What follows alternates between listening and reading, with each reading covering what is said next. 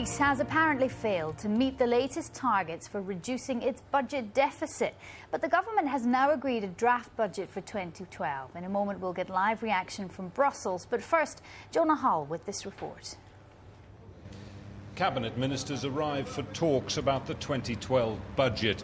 A draft is expected to go before Parliament on Monday.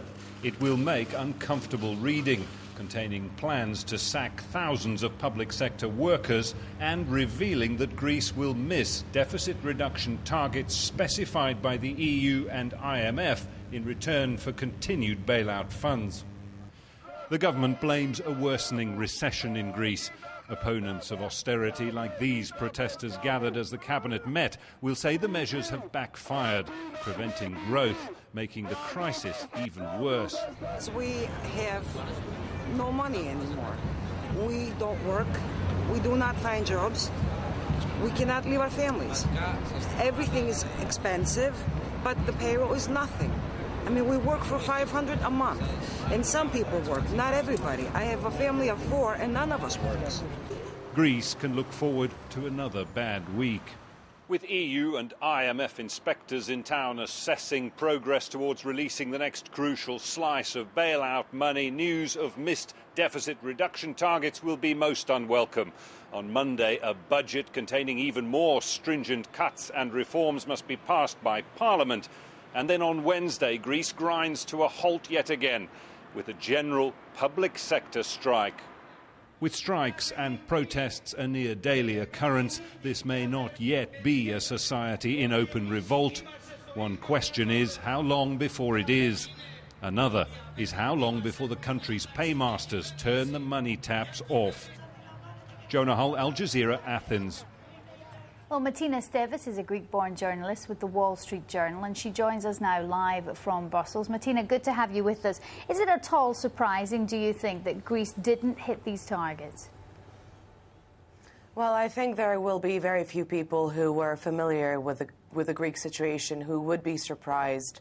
I myself have told at Al Jazeera in the past that I thought the projections for 2011 included in the medium-term fiscal plan for Greece were far too optimistic.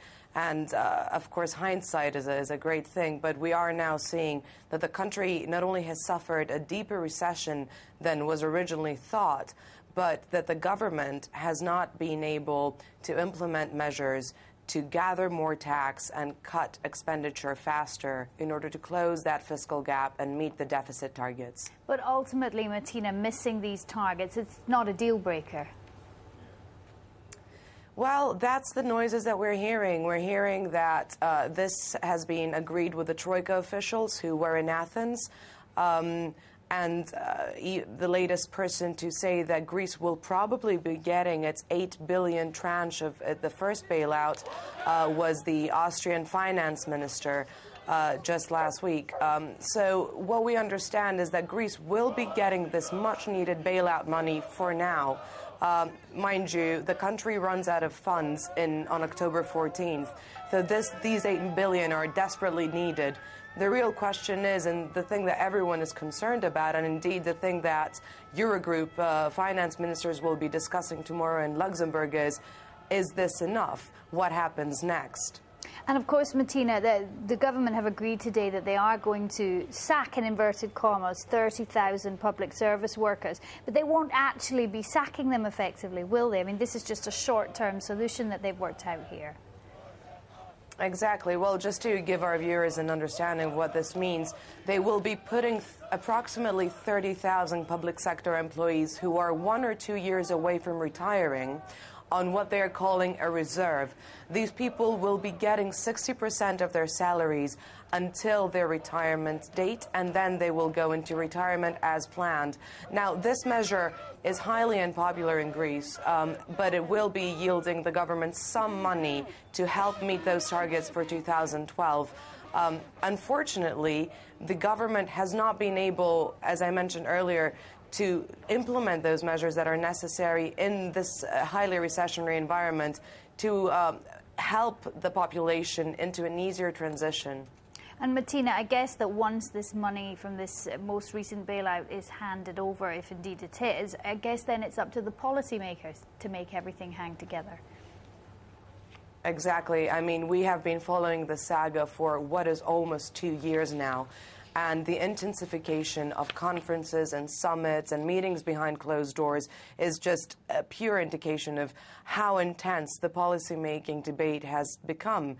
Many have lamented the lack of leadership at the top of the European Union, and really the market and the Greek people and the rest of the Eurozone countries who are that are in trouble, like Ireland, Portugal, Italy and Spain. All the developments in these places hang by a thread and hang by what happens in Greece.